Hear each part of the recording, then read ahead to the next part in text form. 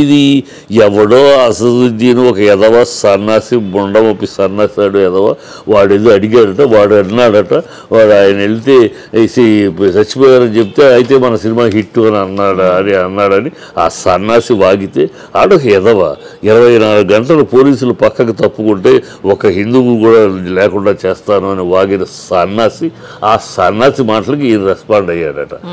బుద్ధి ఉండాలి వాడకి ఎదవ ఏదో కోసం ఈయన రెచ్చిపోయి 3 గంటలు మాట్లాడటం, అంతకన్నా ఈయన ఏమనాలి?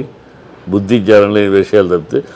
ప్లస్ అదే కాదు, పర్సనల్ వెంజెన్స్ అనే దానికి కారణం ఇది ఒకటే కాదు. ఢిల్లీలో మీటింగ్లో నేషనల్ ప్రెస్ తోటి మాట్లాడుతూ ఈయన ఏమన్నా అర్జున్ ఏమన్నా ఆర్మీలో బార్డర్లో ఫైట్ చేశాడా అని మాట్లాడతాడు.